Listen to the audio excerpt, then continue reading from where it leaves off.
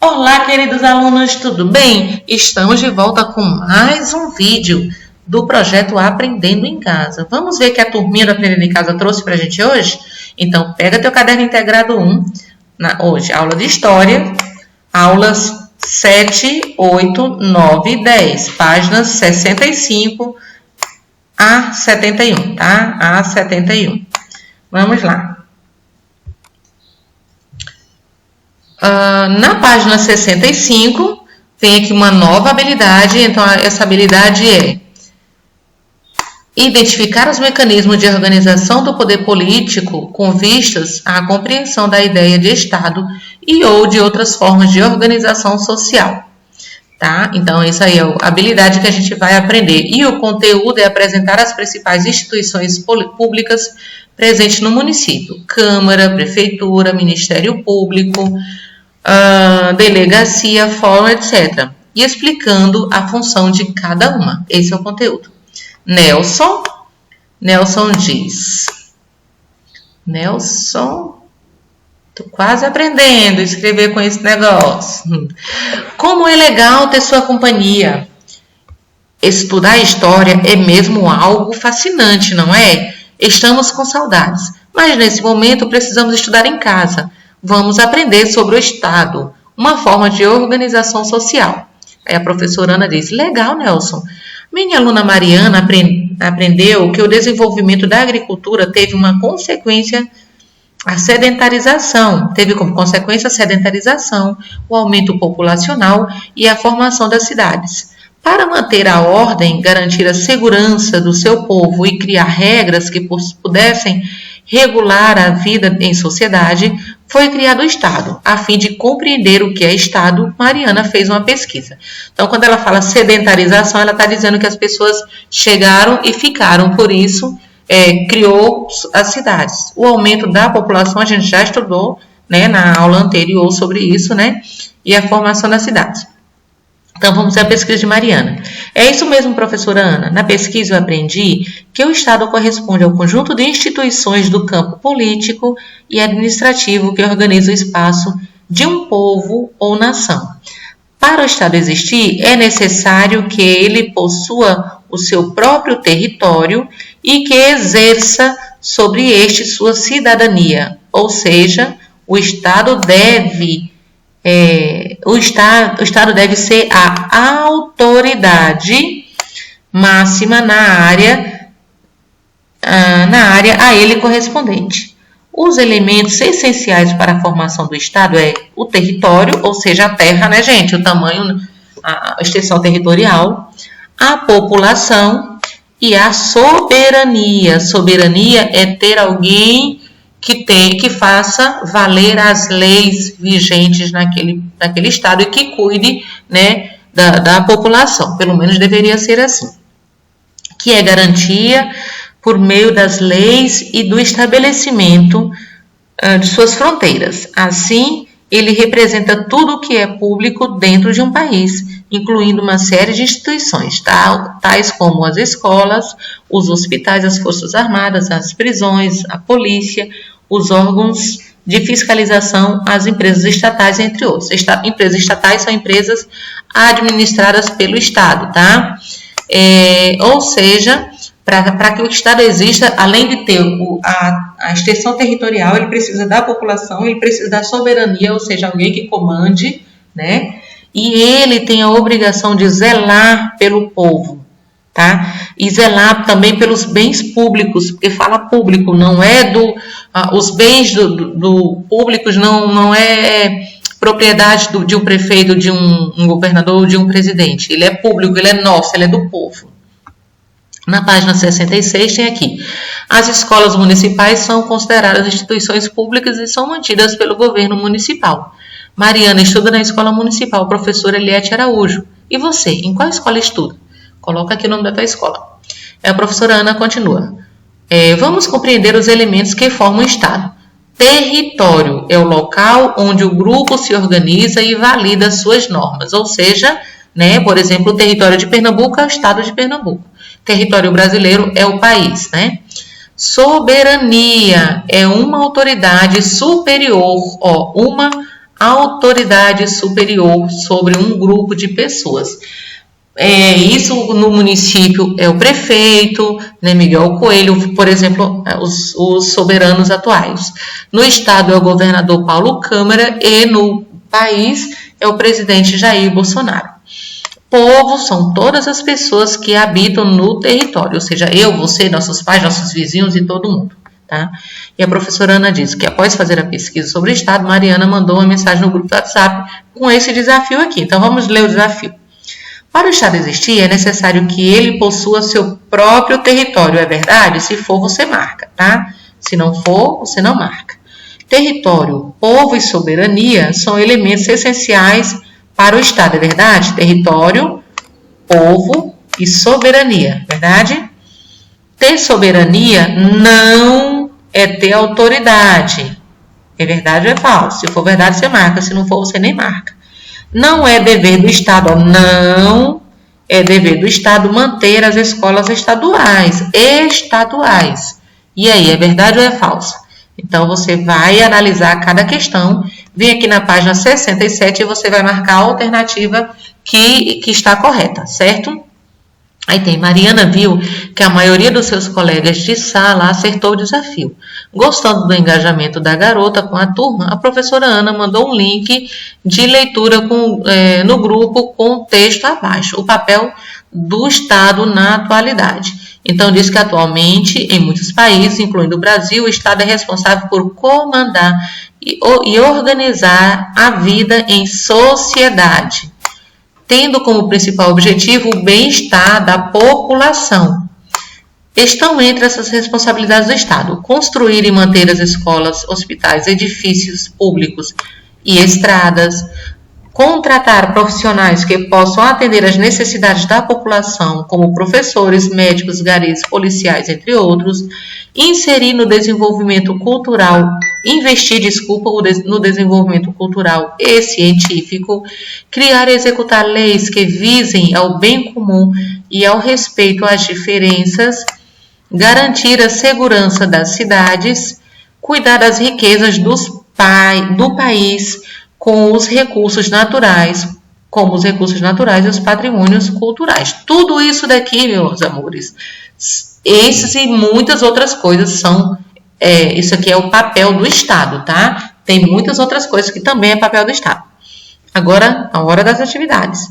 Então, vamos ver o que a professora Ana preparou para a gente na página 68. Aqui ela diz que o Estado é responsável por comandar e organizar a vida em sociedade. Se for verdade, você marca. Garantir a segurança dos cidadãos não é dever do Estado. Você que sabe, se for, você marca. É dever do Estado construir e manter as escolas. Você quem sabe também. Cuidar das riquezas do nosso país é obrigação do Estado. Então, você vai analisar cada uma dessas questões, vai marcar o que for correta, e aí você vem aqui e você vai marcar uma dessas alternativas que corresponde ao que você assinalou em cima, beleza? Estudando paralelamente os conteúdos do mesmo caderno, os estudantes da Escola Municipal Professor Enésio Leão, ao falar sobre os deveres do Estado, entraram na discussão sobre os direitos humanos. E você, já ouviu falar em direitos humanos? Ao pesquisar sobre a temática, Mateus, primo de Duda Linda e neto do vovô Zelino, trouxe esse trecho retirado da Organização das Nações Unidas, ONU. Os direitos humanos são direitos essenciais a todos os seres humanos, independentemente da raça, sexo, nacionalidade, etnia, idioma, religião ou qualquer outra condição. Etnia, meus amores, é de onde eu sou, a raça, vamos dizer assim, tá? Se eu sou indígena, se eu sou negra, se eu sou africana, tá bom? E aí vai. E aí, essa é a turma do Snoopy. Nessa tirinha eles trazem uma mensagem muito bacana sobre diferentes formas de comportamento. Leia e reflita e depois escreva a sua opinião. Lucy me deixa louco. Por que ela tem que ser tão diferente? Que tipo de mundo seria esse se todos fôssemos iguais? Tá? Então ele aqui diz que a Lúcia aqui deixa ele louco. Aí ele questiona por que as pessoas têm que ser tão diferentes. Aí o outro, acho que é Charles Brown, não lembro direito o nome dele, mas acho que é isso mesmo. Ele diz assim, e que tipo de mundo seria se todos fôssemos iguais? Vocês já pensaram nisso? Aí aqui, ó, letra A, no último quadrinho, qual mensagem o personagem quis passar? Então, você coloca aqui. E a letra B, e você? Respeita as diferentes formas de comportamento dos seus colegas? Justifique sua resposta, certo? Se você respeita, você vai dizer sim e o porquê. Na página 69, nós temos as aulas 9 e 10. Continua a mesma habilidade, continua o mesmo conteúdo, e aí nós vamos ver o que veio hoje. Oi, colegas, eu sou o Gabriel, neto do vovô Zelino e estudante da Escola Municipal Osório Leônidas de Siqueira, em Petrolina. Aqui em nossa escola também estamos estudando sobre o Estado. Na aula de hoje vamos falar os 3 poderes e os seus governantes. Chegando em casa, pedi ajuda ao vovô Zelino e ele me explicou algumas coisas sobre os 3 poderes. Veja, o Brasil, seus estados e municípios têm um governo. Esse governo é responsável pela elaboração de leis, cobranças dos impostos, prestação de serviços à população. Os municípios são governados pelos prefeitos e vice-prefeitos. Os estados pelos governadores e vice-governadores. E o país é governado pelo presidente e pelo vice-presidente. Todos eles são eleitos pela população, ou seja, são escolhidos por meio do voto da maioria das pessoas, para que assim possam exercer o poder em nome delas. Ocupam cargos públicos que podem ser preenchidos tanto por homens quanto por mulheres. Vamos fazer as atividades. A professora Ana, após observar debate no grupo da sala, enviou uma tabela para que os estudantes preenchessem com as informações pedidas. Faça o mesmo que Gabriel e seus amigos. Complete na tabela as informações. Então tá aqui, meu país. Como é o nome do meu país? Como é o nome do meu estado? Do meu município? Quem governa o meu país? Quem governa o meu estado? Quem governa o meu município? No início da aula, no início desse vídeo, inclusive, já falei, né? Quem é o nosso prefeito, o nosso governador e o nosso presidente. 2. Após o preenchimento da tabela, Duda Linda, amiga de Gabriel, lançou uma pergunta. Professora, como escolhemos os nossos governantes? Antes que a professora Ana respondesse, alguns colegas falaram. João, eles fazem uma prova, concurso. José, eles são indicados ao cargo, indicação. Malu, nada disso, eles são eleitos democraticamente através do voto, votação. Gustavo, vocês estão errados. O pai, quando não quer mais o cargo, manda os seus filhos, hereditariedade. Qual dos 4 garotos respondeu corretamente à pergunta de Duda Linda? Veja as opções de cada um e coloque aqui o nome do garoto. Após a discussão dos seus alunos, a professora Ana interveio parabenizando Duda Linda pela excelente pergunta e todos os seus colegas que participaram ativamente da problemática. O voto no Brasil é um direito dos cidadãos, mas também é um dever. Todos os cidadãos alfabetizados que têm entre 18 e 70 anos de idade devem votar nas eleições municipais, estaduais e federais. Existe também o voto a partir dos 16 anos, mas esse é facultativo, ou seja, não é obrigatório. Vota se quiser, de 16 a 18, vota se quiser, e acima de 70 anos também. Não quer dizer que seja proibido, agora não é obrigatório. Sendo que de 18 a 70 é obrigatório o voto no nosso país. Na página 71 diz, essas informações são muito importantes para o desempenho do nosso papel enquanto cidadãos.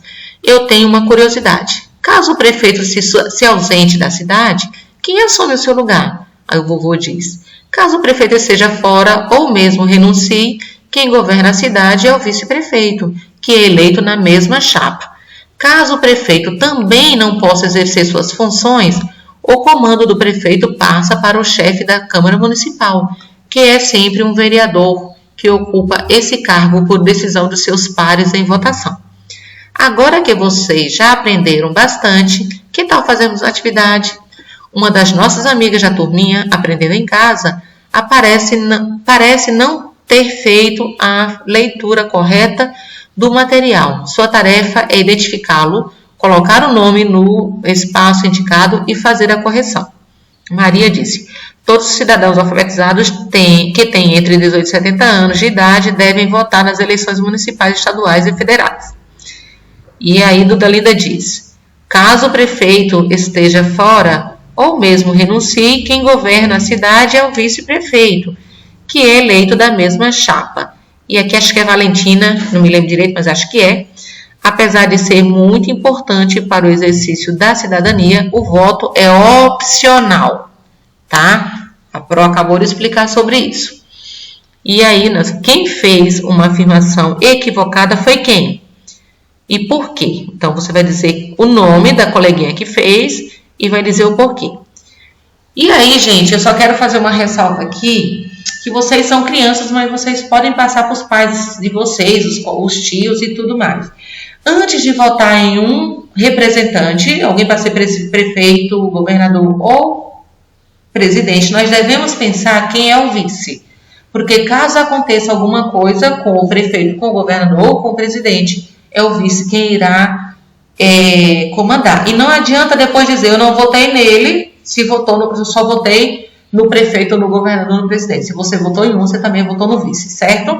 Então devemos sempre pensar antes de votar, escolher bem os nossos representantes. E o representante não é só o prefeito ou o governador ou o presidente. Vamos usar como exemplo agora o prefeito de São Paulo, ele faleceu, de câncer. Mário Covas faleceu, então o vice dele vai assumir.